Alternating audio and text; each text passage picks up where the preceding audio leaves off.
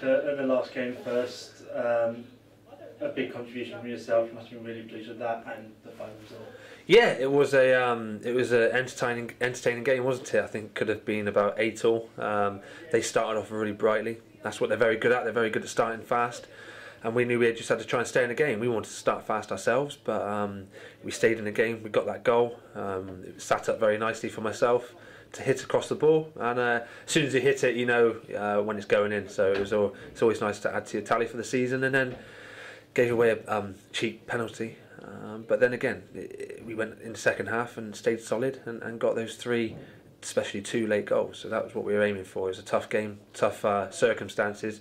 The main thing was to come away with 3 points, no matter how the performance was. It was a real game of grit, wasn't it? Whoever kept their nerve, it seemed, would come out on top, and you guys managed to do that. Yeah, we knew that they had to come out, that we knew they had to win. A point really wasn't good for them, so we knew that they would have to come at us at some point.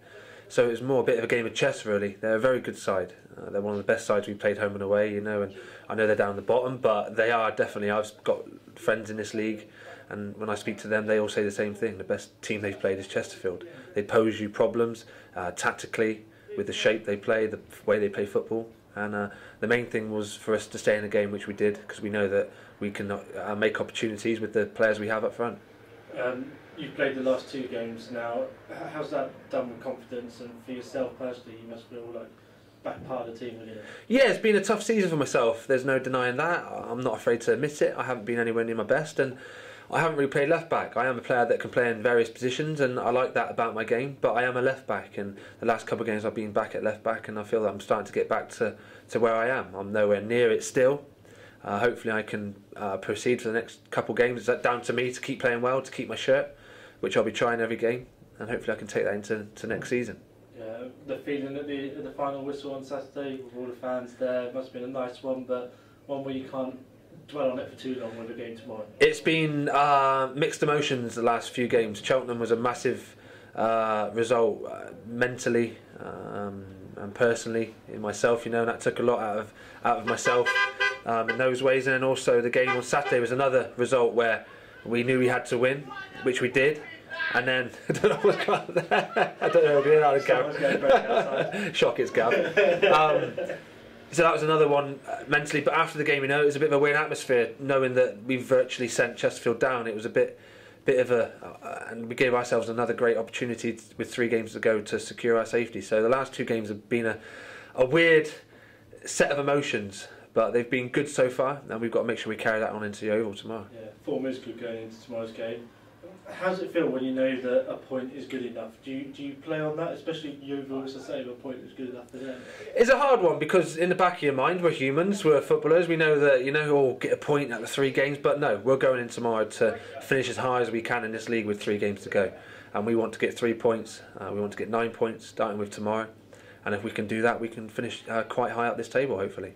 And do you guys take confidence in the last 2 games? You must do, mustn't you? We've got to.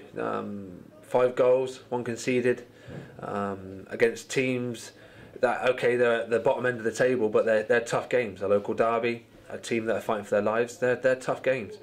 So we've got to take confidence from that. We've got to take confidence from picking up the 3 points, 6 points, and taking that until tomorrow, and into Saturday, and into the following Saturday. And the reverse fixture will be one that will always be in the history books of Forest Green Rovers. First ever win in the Football League.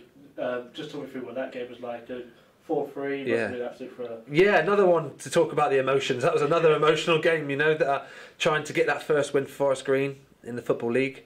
And it was a 4-3, wasn't it? It was end to end. Again, that could have been about 10-all. We've had a few of them this season, so I don't think the gaffer's quite happy about all those games like that. But